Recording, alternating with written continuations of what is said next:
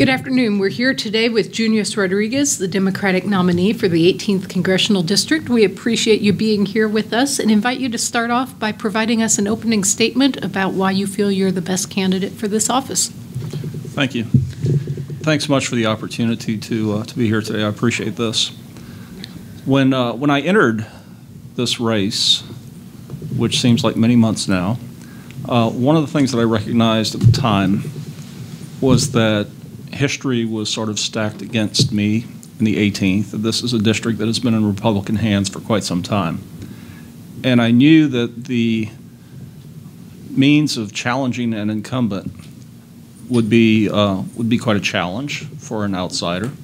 And so one of the things that I recognized early on was that I had to conduct a campaign that would be a representation of how I would intend to serve if elected. So one of the things that I chose to do very early on was to make sure that I was accessible to people all across the district. And that has included attending hundreds of events in all 19 counties that make up this district. In addition to that, I've conducted town hall meetings. And I'm proud to say that as of this date, we've conducted a town hall in each of the 19 counties in the district. I believe that one of the things that people are looking for in this election is a person who will provide effective representation to the 18th. Someone who's willing to listen, someone who is willing to represent the interests of all the people and not just the interests of a particular party or a particular faction. I believe that I can provide individuals in this district a voice that will be an effective representation for issues that face West Central Illinois. And I look forward to the opportunity between now and the election to debate Congressman LaHood, to speak to the issues and to meet as many people and talk to as many folks as possible about things that matter in this coming election season. Okay. Good. So just to kind of kick things off, I'd like to have you address how you came to be a Democrat. How I came to be a Democrat, okay? I grew up, what principles would be reflected in that, and then how would those play out when you get to Congress? Okay. I grew up in South Louisiana and have always identified as a Democrat. If I can be specific about it, I would probably be considered what many would have called a conservative Democrat a number of years back. I was an individual who believed in the Democratic Party as being willing to change with the times. And to give you a particular example, I was coming of age during the time of the Civil Rights Movement.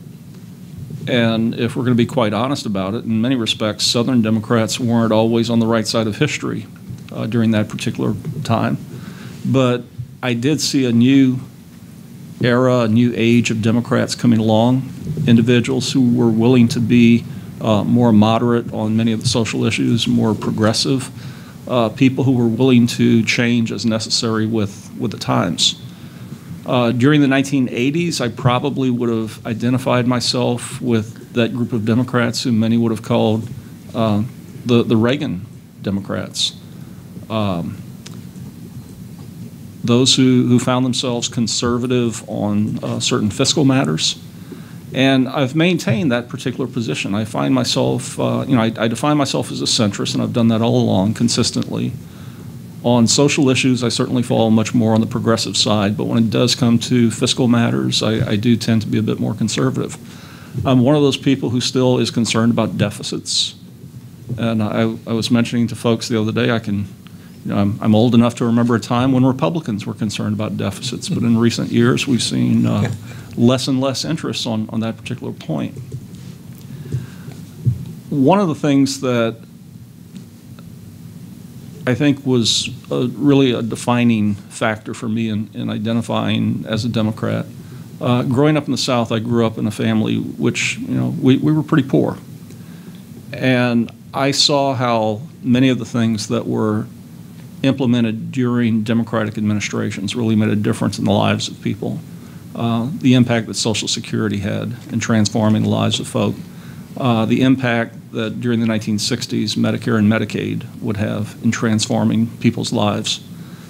And I think one of the greatest things that government can do is find a way that it can help to create opportunity and enhance the lives of individuals, many of whom have been neglected for far too long. And I've always felt proud to associate with a party that has that as part of its values, as part of its ethos, and part of its heritage. Good. Thank you.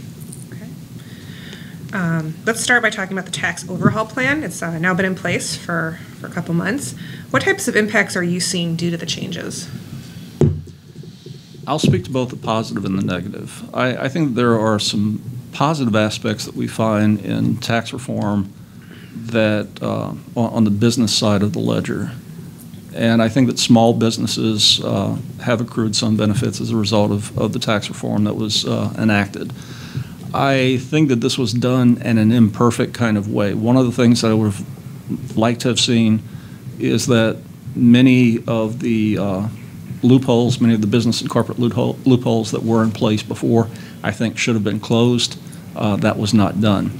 But by reducing the tax rate down to, I think it's about 21, 22% now,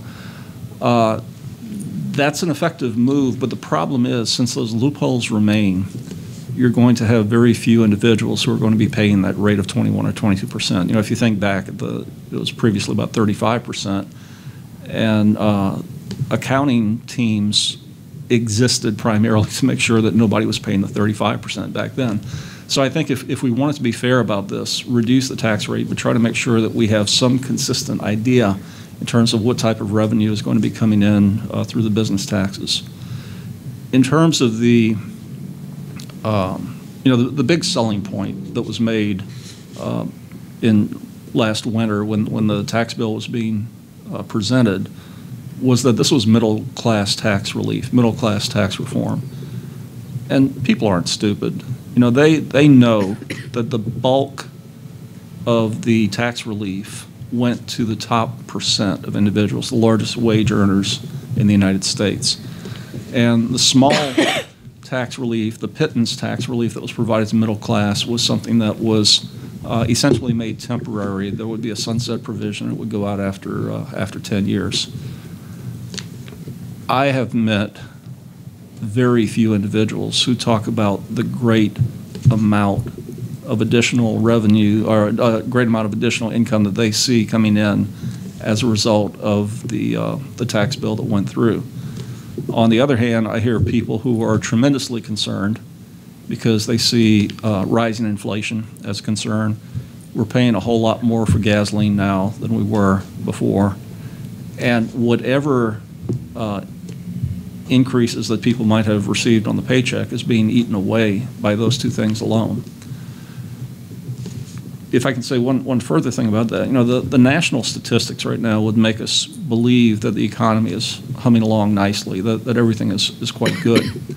I think in this congressional district, we don't necessarily see a matchup. The reality here doesn't match the numbers that we're hearing from Washington. When we say that individuals are employed, what we're neglecting to dig into is the reality that many of these people have 2 or 3 part-time jobs, that people are working at wages that are not good wages, not living wages. They're not getting the benefits that they really are due. And we've seen wage stagnation for much of the last decade, and especially here in the 18th.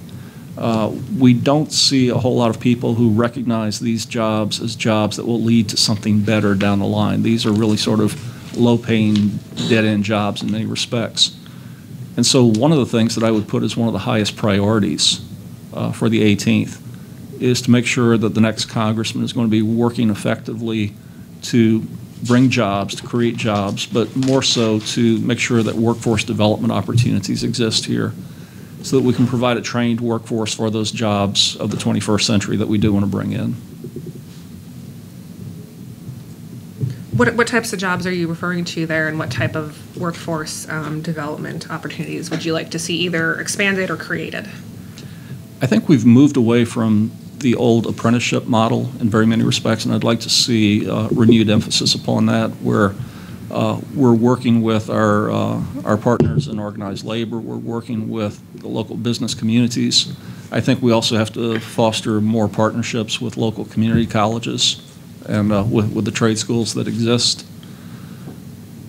One of the things that I've advocated throughout this campaign is we can identify certain sectors around the district that meet a set of metrics, meet a set of criteria, areas that are ripe for economic development opportunities. Now, one of the things to make clear early on is that economic development is not a top-down kind of project. It's not something where any member of Congress is going to say, I've got the perfect answer, the perfect solution here. But economic development is something that happens organically, and it happens really sort of from the bottom up. So what we have to look to is those individuals that we're electing to county boards, people who are holding positions within our municipalities. We need to make sure that individuals that serve in those roles are people who do believe in the ideas of economic development and the need for workforce development within their communities. What we have to do is partner the assets that we can provide both through state and federal sources. We need to make sure that we have state representatives and senators working along with federal, working alongside with those local elected leaders so that we can find the ways, find the synergies where we can bring all resources to bear to make sure that we can provide economic development. I think some of the metrics that we need to look at are those communities that have interstate access, those communities that are within 30 miles or 30 minutes of air transport, those communities that can provide assurances that broadband internet services can be provided, those places where we have an active county board or municipal government that's willing to do the heavy lifting that would be involved to make these things come together, and also an area where we have a community college district that's willing to partner with us and work with us in this regard. Once we identify those areas where all of these particular metrics can be met, there's ways that we can create what essentially are rural enterprise zones, areas where you can use a variety of different techniques to establish these. In some communities, it might be TIF districts. In other areas, it might be certain kinds of tax enhancements that can be offered in other forms. Could be grant opportunities that are there. There might be circumstances where public-private partnerships might actually facilitate some of these areas coming together. But I feel confident that across the 18th, we could find maybe 8 to 10 such communities where these rural enterprise zones could be developed. And I think we then need to do the job of marketing that message to the business community, that we're willing to work with you and provide resources, but we need you to work with us and partner with us to make this happen. One final thing that I'd mention on this point, I intend, if I have the good fortune of serving, I intend to have members of my staff within the district working as liaison to each of the county boards in the 18th. And this is to make sure that we're keeping tabs on what they're doing, what their needs are. They're feeding information back to me.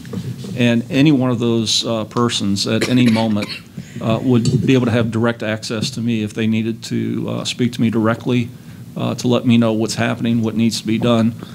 We want to offer our good offices and our services to make sure that we can do everything we can across this district to bring jobs, good-paying jobs, to this area. This is going to enhance our communities. It's going to support our schools. It's going to be a win-win all around. You said you, in the 18th, you think you could find 8 to 10 such areas where those metrics align and everything happens. Can you give us an example of one such thing you would envision happening? You said you can envision 8 to 10. Is there a specific area or a specific? Since I have not really spoken with officials at local or county levels, I don't want to spell out a particular one, but I think many of you can imagine When we talk about air transport within 30 miles or so, that's going to, in some respects, limit the number of communities where this would work. But I do believe that we have enough where we could make this a working program. And I think that this is a model that would work not only for the 18th, but I think communities all across the country could do this. Moving back to taxes, on your website, you advocate for reducing complexity, creating a fairer system, and reducing compliance costs when it comes to tax reform. Mm-hmm. Can you walk us through your ideas in those areas? Okay, one of the things that I would add to that, middle-class tax reform has become a mantra. People are constantly talking about the need for middle-class tax reform, but we're not seeing anything that really puts significant amounts of money back into the pockets of working people. I would like to see a fair middle-class tax reform system, and in my view, that means that the first $30,000 that someone earns would essentially be tax-free. And I think that kind of system can be attained. It does mean that we probably need to make sure that we are incorporating a fair yet progressive system where those individuals who are making larger amounts are going to be paying perhaps a larger share than what they might currently be paying.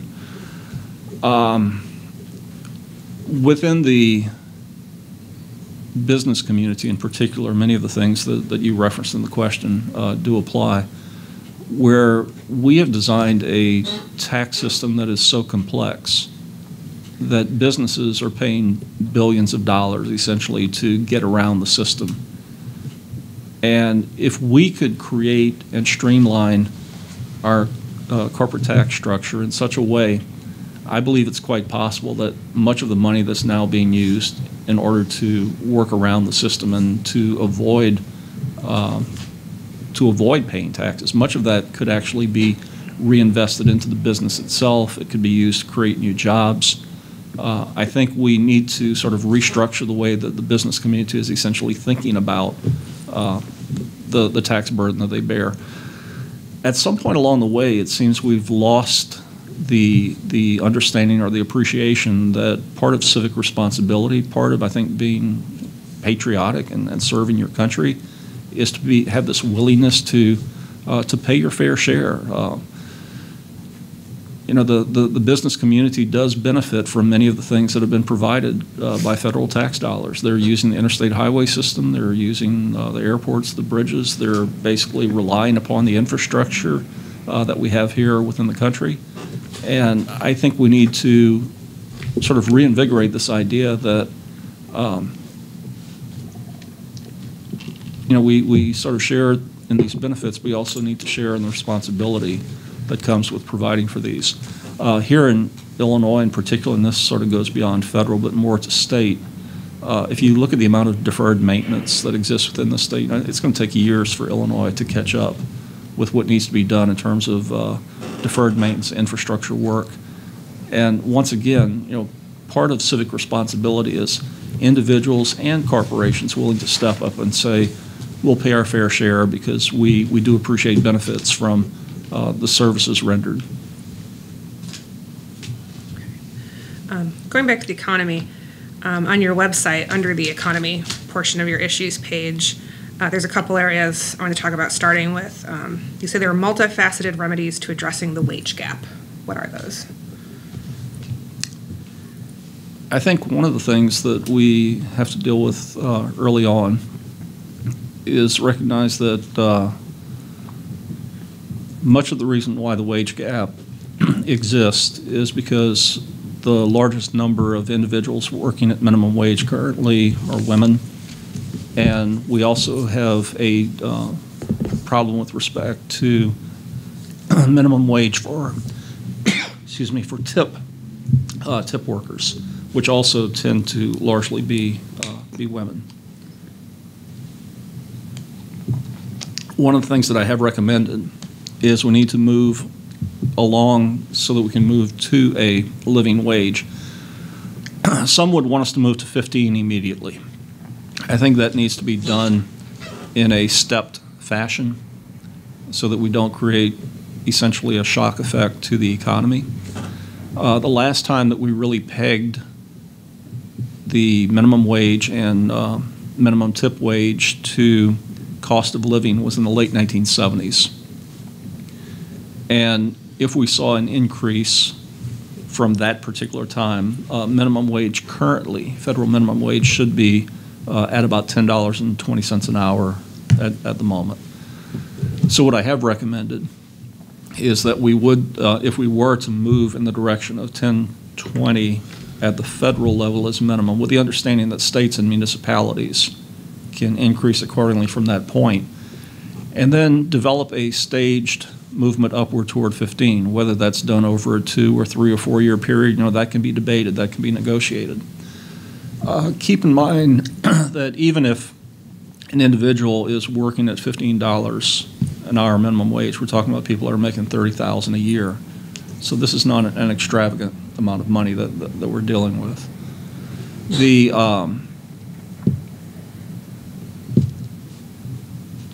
other thing that we need to recognize, and I think that there can be some cost savings down the line if we start thinking about this, is we currently have a system that's allowing the business community to hire people at very cheap wages. And then those individuals become part of what we would consider the working poor. They're folks who we're having to subsidize insurance through the CHIP program so that their kids are insured. We have to provide SNAP benefits, food stamp benefits to these individuals. I've told a story during this campaign of someone that I met a few months ago in Pittsfield, Illinois, in Pike County. An educated person has graduate school degree, moved back to Pittsfield because her father was having some health issues and she wanted to be close to home. But she had to find a job, had to find work. And the only thing she could find in Pittsfield, they offered her a job to be the assistant manager at the local Ace Hardware. And they said, well, we'll pay you $11 an hour. And on the surface, you might say, well, okay, $11 an hour, better than minimum wage. But she said, that would have been about $23,000 a year that she'd have made. Her daughter would have had to be on CHIP. They would have had to rely upon food stamps. They would have had to scrape by to make ends meet in Pittsfield, Illinois, and Pike County. And, time and time again, I hear our current congressman talk about how we don't have a problem with, the wage issue in this district. But if you look at the reality, we have many folks in this district who are finding it very difficult to be able to get by on the low wages that are out there. And we are essentially allowing federal tax dollars to subsidize the business community by saying we'll pick up the slack where business is really sort of dropping the ball. I'm in that same portion of your website under economy. You talk about the need to curtail the rising cost of higher education. One, I find it interesting you have that there. True. So why is it there, and how would you accomplish keeping costs from going higher? Okay. There's been quite a bit of talk in recent years about the idea of whether or not we could provide free college education for individuals, 4 years of college education. I don't believe that that's in the cards. I don't believe that that's possible. I do think that we could manage to provide 2 years, an associate's degree equivalent, at the rate of whatever the local community college costs are to individuals, and I would also apply that we could do that for trade schools. So individuals who wanted to do a 2-year community college degree or wanted to go to a local trade school, we could provide 2 years of funding there.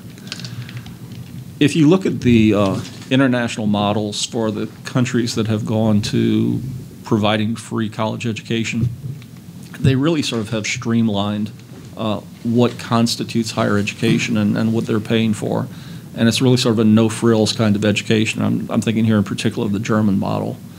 One of the things that we've seen in higher education in the United States, and I've been in this business of higher ed for 27 years now, a lot of schools have moved to the idea that it's the amenities that sell.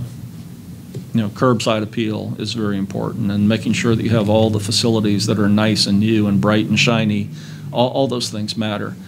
And some of this has been done at the cost of enhancements to the quality of academic programs.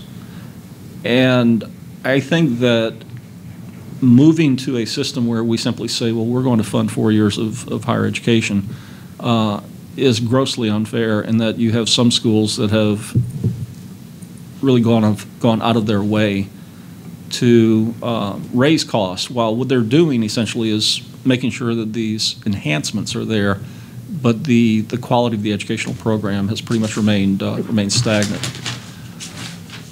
I'm troubled by the amount of debt that many young people are leaving college with, and you know, I'm proud to say that the place where I teach at Eureka College, I think, has done a decent job in trying to hold this down as much as possible. But I would like to see greater opportunities where young people can work themselves out of some of the debt that they've accumulated. I believe strongly in programs like Teach for America, where a person can work in that program for 2 years and have some debt relief coming their way. My understanding is that AmeriCorps provides that opportunity as well. The Peace Corps provides that kind of opportunity. Military service, you know, can provide that kind of opportunities. And to be fair, there are some businesses that are starting to move in that direction as well, where they're saying one of the benefits that we'll provide is if you work with our company for X number of years, that we will pay off some of your debt. So I would like to see those opportunities there.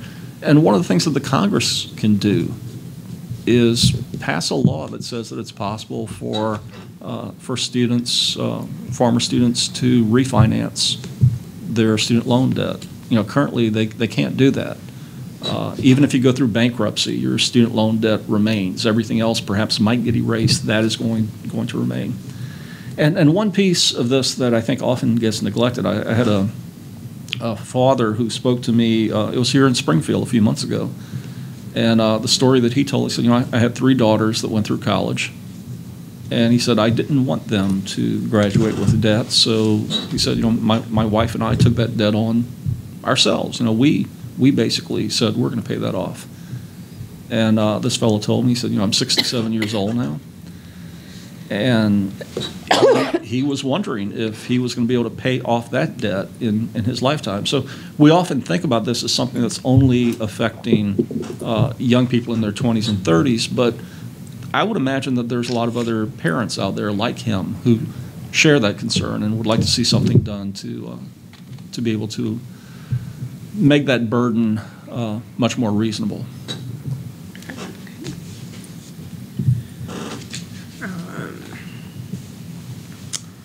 Sticking with the economy theme, trade is a vital part of the economy. What type of trade agreements would you like to see with other countries? I think the agreements need to be fair. You know, I believe, I do believe strongly in the concept of free trade, but I think we need to make sure that the American workforce is not being thrown under the bus when we sign agreements with other countries, that we need to make sure that American workers will have some protections built into the systems. I was not a fan of the fast-track trade agreements that were worked out, and I know some of these were done during the Obama administration. I would like to see trade agreements done basically in sort of the old school fashion, where the U.S. Trade Representative is playing a key, vital role in this, and the Congress of the United States is actually involved in giving guidance and ultimately voting on the agreements that are worked out. I think that a lot of times we sort of gloss over what might be the low-hanging fruit, which are individual trade agreements that we can work out with maybe 1 or 2 countries, and we try to go for the big thing. You'll recall 2 years ago, TPP was in the news at that time, and, you know, trying to get, what was it, 16 countries, I believe, in the Asia-Pacific region all to sign on. We could have come up with perhaps a more effective agreement than TPP would have provided if we had done some individual agreements with countries. And that might mean that some would have had to be left out. I had issues 2 years ago with some aspects of TPP because with respect to countries like Thailand, for example, we were willing to sort of turn the other way and ignore some of the issues dealing with what many would call modern slavery practices that were existing, and willing to say that we're willing to accept them into the system even though their labor standards and labor practices were not what we would be willing to tolerate as part of our human rights record. So I think individual trade agreements with countries could be effective. I think we can perhaps better utilize the most favored nation trading status as something that we can sort of dangle in front of countries as an opportunity to get them to work with us and participate in trade agreements with us. What role do you believe tariffs should play? Limited use of tariffs can be effective in some regards, but it has to be tariffs that are quite reasonable. I don't believe in the idea of protectionism. I don't think that protectionism has worked. And what we're witnessing right now is the development of a trade war that I think is going to have horrible ramifications for this district. Just in yesterday's news, Mr. Trump announced, I think, $200 billion of Chinese goods, a 10% tariff that might rise to a 25% tariff by January 1st. And then as I was driving over here, I was listening to NPR, and they were talking about China sort of retaliating today, placing tariffs on U.S. goods. There are farmers in the 18th who are very concerned right now, very worried. And many of them, I can't say all, but many of them feel downright insulted by the idea that this $12 billion was sort of tossed out there as, here's something nice to make the pain go away. That $12 billion alone is not going to satisfy the crisis that we're going to feel in the soybean industry. And if you look at so much of the business sector in this district is tied to agriculture. We have ancillary industries. So when ag starts hurting in this district, we're going to see those ramifications all across the local economy. What many people have said is that they think they can survive this if it's short term. But if it's long term, many of the smaller farmers believe that they're going to go under. They're not going to be able to stay afloat. And the way that things are currently moving, I think that we're looking at something that has long-term economic impact on the country and especially on this district. We supposedly are the 8th largest agricultural district in the country, and tremendous amount of soybeans and corn produced here, a lot of pork coming out of this district as well. And those are the three things that are being hurt the most in the trade war with China. Go ahead. On the subject of ag, as you've noted, it's a huge issue here in the 18th Congressional. The Farm Bill, which is being negotiated right now, what do you see as the top priorities to come out of that? I think one of the things we have to do is make sure that we're maintaining subsidies so that farmers will be able to afford the crop insurance that's going to be necessary. One of the things that I fear, and if I can sort of go back, this is something to piggyback on the earlier question. I sometimes wonder if we need to be concerned right now as to whether or not our crop insurance system could be something that will soon be classifying as too big to fail. In other words, with the rise of a trade war with China, could we be witnessing a situation right on the horizon where the federal crop insurance program cannot meet its obligations? And I've been trying to read as much as I can on that issue. Very few people are really sort of talking about that right now, but I think it's a concern because when farmers made the decisions in terms of how much insurance they would take out, what percentage, and all the quantification they have to do in making those decisions, at that point, nobody was really talking about tariffs and trade war with China. So this is something that's sort of come along since then. And even with the $12 billion that was tossed in, if you look at where prices are today for soybeans right now, it's about $2 a bushel less today than it was when farmers made those decisions 8 or 9 months ago. So that is a concern of mine. What's going to happen in terms of the federal crop insurance? Is that sustainable?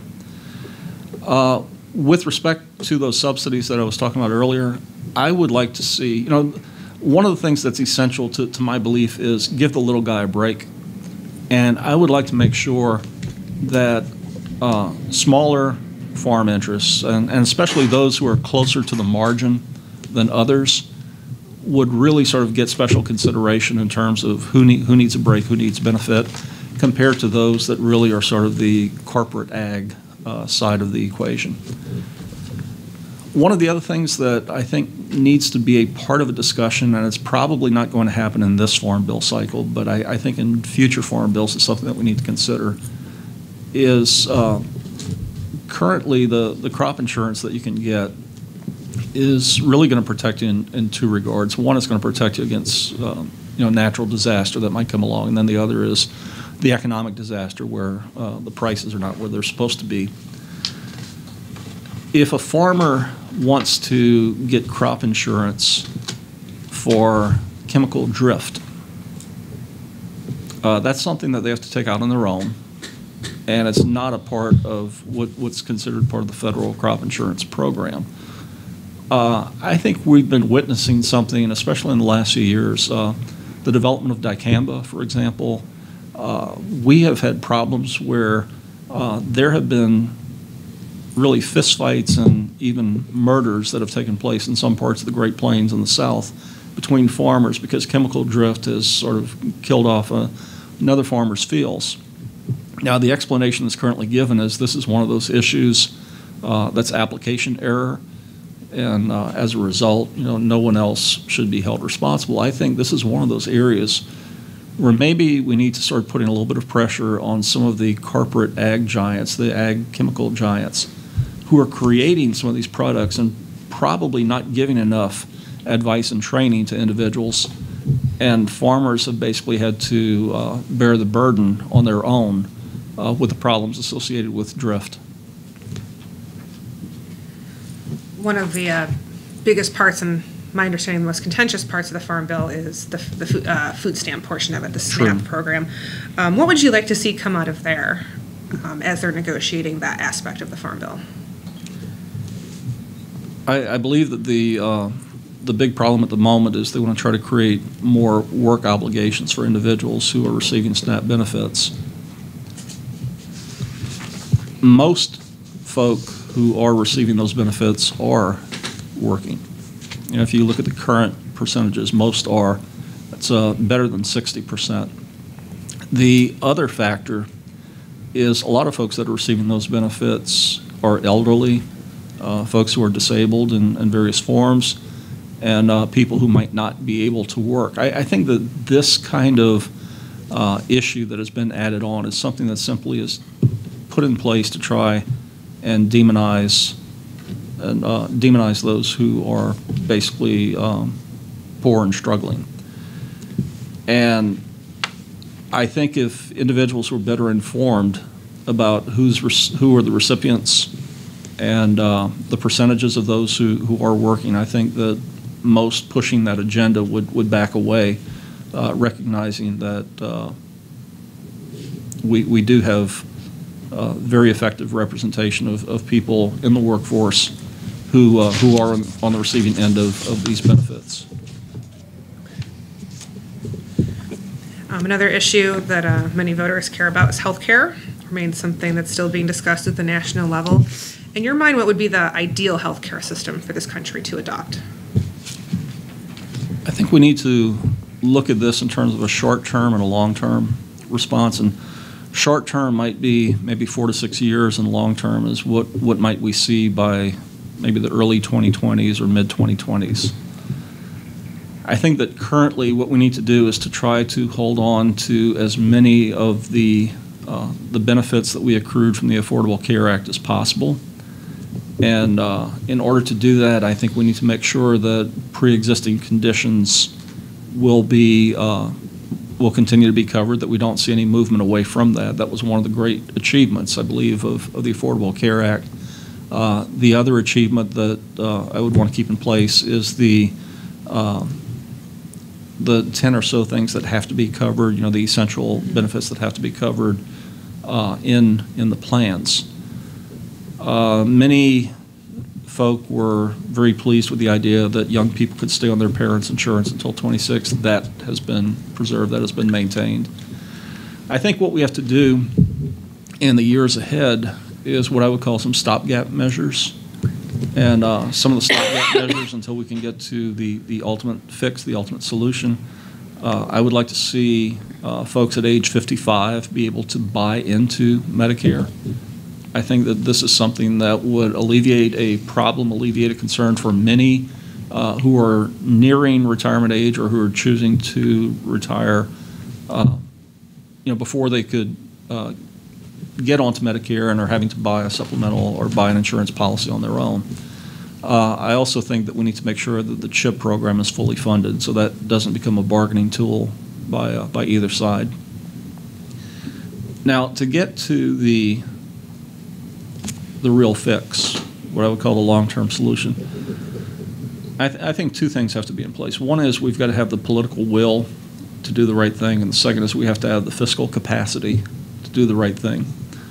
By political will, I think it's going to take 2, maybe 3 election cycles to get us to the point where we have a Congress that's willing to consider a real and bipartisan fix to the health care issue. In my view, I think we're going to need to see the election of quite a number of Democrats in this election cycle, do the same in 2020 and into 2022. But I don't want to give you the impression that this is something that Democrats alone need to put in place. I think that if you can get to the critical mass where individuals are willing to consider a real alternative, I think you're going to see moderate Republicans join forces to find that bipartisan solution. So the political will has to be there, and I don't see that on the radar for another 4 years, maybe 6 years until we get to that point. The other thing, and this is the fiscal conservative side of me, is we have to have the fiscal capacity to do this. There are some who would say, institute single payer now, do it immediately. Well, we can't immediately.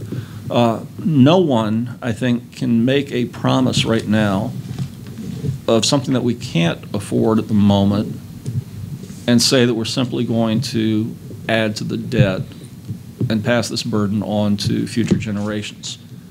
I know that there are some cost savings that we can appreciate by moving toward that kind of system, but there's a whole lot of moving parts. And I think what we need to consider is how do we get to that point where we have both the political will, the fiscal capacity to be able to do it. I think it's attainable. My idea, I think that within due time, a single-payer system is probably where we end up. Something probably comparable to a Canadian system, I think is where we do end up. But I don't think that that's one of those things that happens overnight. I happened to be watching one of the TV shows this Sunday, and they were interviewing someone who's made a number of promises saying we should do this, should do this, should do this, should do this. And then they said, well, all of these promises add up to $40 trillion, and where's that going to come from? And the response was never given. So simply making promises that we can't deliver on, regardless what party is doing it, I think that's wrong-headed. I think we need to be fiscally responsible, but at the same time, I think we need to be able to show through public policy what our values are. And our values are that health care is probably the number one, the most essential thing that we need to get right here in the U.S.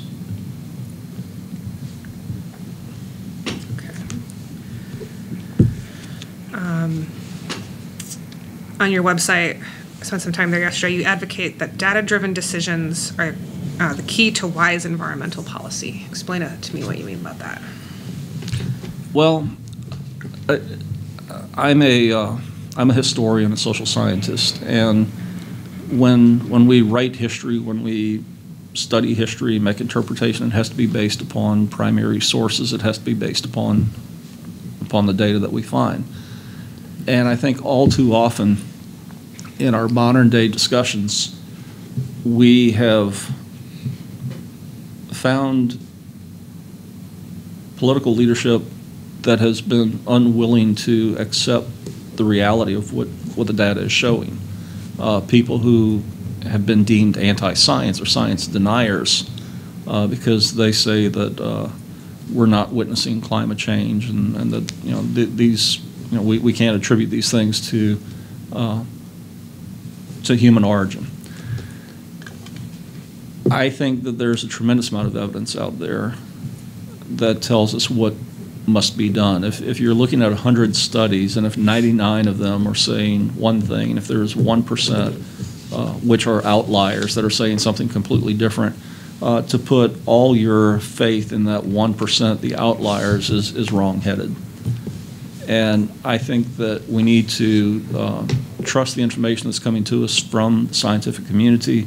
We have to base our policy upon what is in the best interest, the long-term interest of the nation.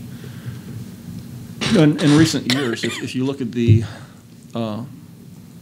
fierce nature of the hurricanes that have been striking the country, the size of the forest fires that we're seeing in the far west, there's quite a bit of evidence out there that we're witnessing a transition that's taking place. The large portion of the Arctic is now open sea, and that Northwest Passage that the explorers dreamed about 4 centuries ago now exists, and that's not progress. Those are problematic. I think we need policy decisions that are based upon what the best evidence is showing us, and I think we need to have the political courage and the will to move forward on those things. Another topic that's often discussed is immigration. What changes, if any, would you make to the country's immigration policies?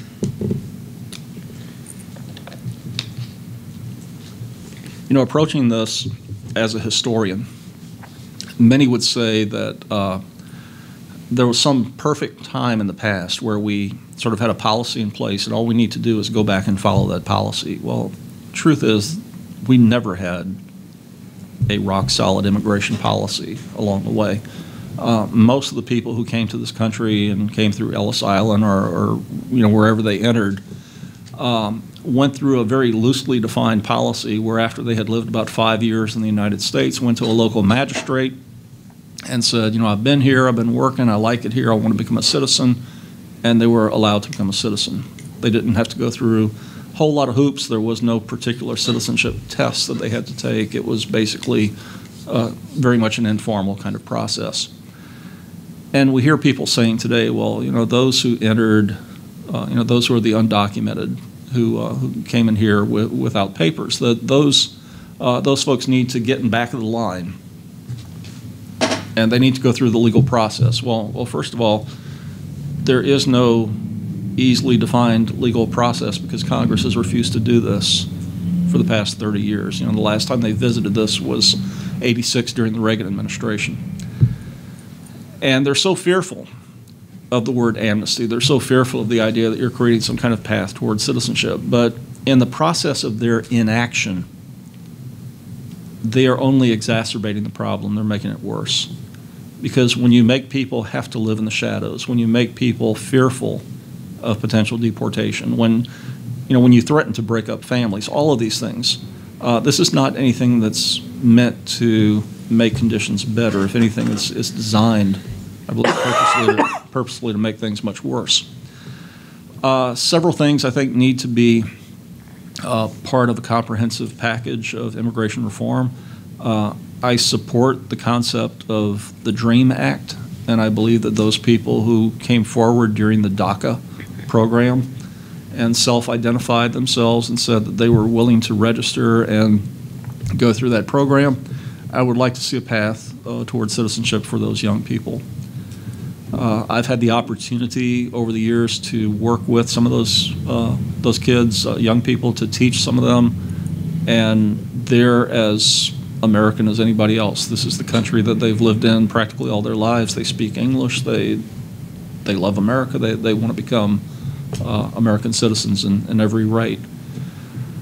I think that we can work out a program of immigration reform that's going to be fair and equitable to all. For those who did enter without documentation, keep in mind that that is not a felony as defined by law. It's essentially an administrative violation. It's an administrative misdemeanor.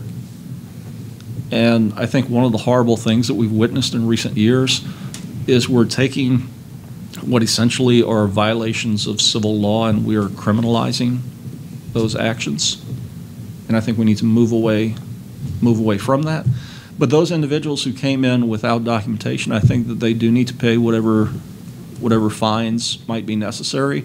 They need to go through the process, whatever process the Congress would define, and do create a path that they can follow toward citizenship.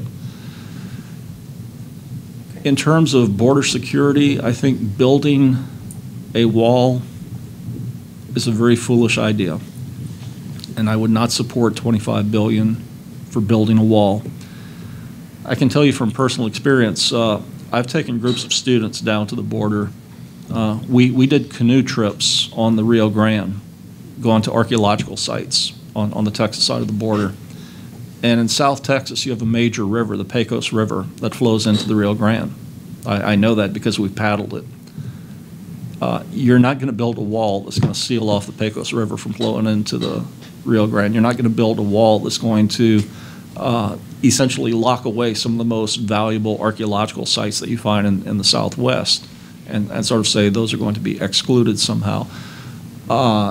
There's ways that we can do smart border security using modern-day technology, modern-day tools, but I think the idea of building a wall is a wrong-headed approach.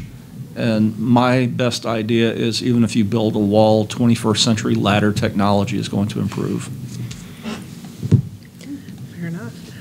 Talk to us broadly about who you accept campaign contributions from. Who have I accepted from? And if there are any you would refuse. Well, in this campaign, all of my contributions have come from individuals. We have had, I believe it's 2 or 3 county party organizations that have made contributions. Now, by law, the maximum contribution that a party organization can make to a federal campaign is $1,000. So these have not been large contributions. We have received no PAC contributions at all. So essentially it's 99.9% individual contributions, and then, like I said, maybe 2 or 3 county organizations that have made small contributions. A lot of the contributions that we've received have actually been in the range of $1 to $5 or so. It's been small contributions, a lot of $10, $15, $25 contributions. And many of those small contributions have actually come from all across the country. The largest single contribution that we received has been $1,000, but some individuals who made $1,000 have made additional donations. But to the best of my knowledge, I don't think that anyone has maxed out on their contribution. Okay. Civility in politics is something many people would like to see more of, so we ask you, in that vein, what is something you admire about your opponent, Darren LaHood? What's something I admire about him? I believe that he's a good family man, as far as I know. I respect that he spends every weekend coming back home to the district, and I know that he's got 3 kids. I think they're all teenagers now, and so there's probably a lot of baseball, basketball, soccer, football games that he's got to get to. And as far as I know, he's consistently been there on the weekends. So he's got this job that takes him to Washington for a few days a week, but back on the weekends he's a dad back home, and I think that's something to be admired. Okay. Anyone? Okay, well, we thank you for meeting with us today, and we invite you to give a brief closing statement as to why you should be the congressional representative for the 18th District. In this campaign, I've really been asking the residents of West Central Illinois to consider an alternative. We have seen parts of this district be represented by the Republican Party for well over a century now, for 102 years in some counties. And for many folks, it's become just a regular occurrence that you go into the voting booth and because there's an R by somebody's name, that you vote for that person. I think we're living through extraordinary times. We're living through what I think history is going to record as a realigning election. One of those elections where people are much more concerned about the character and the integrity of the candidate rather than the party that they represent. And in conversations that I've had with folks all across this district, I have talked with independents, with Republicans, and with Democrats who are saying that a real change is necessary. People who are willing to take that leap of faith and willing to say, I may not agree with you on every single thing, but I can agree with you on this thing, that nation is more important than party, that doing the right thing for the country, that standing up for the rule of law, standing up for the Constitution, standing up to make sure that checks and balances are maintained, that those things matter. And this time, I'm willing to do what I think is the right thing. And the right thing means to vote for someone who under ordinary circumstances I might not have ever considered. But this time, I know in my heart that the right thing to do is to put country before party.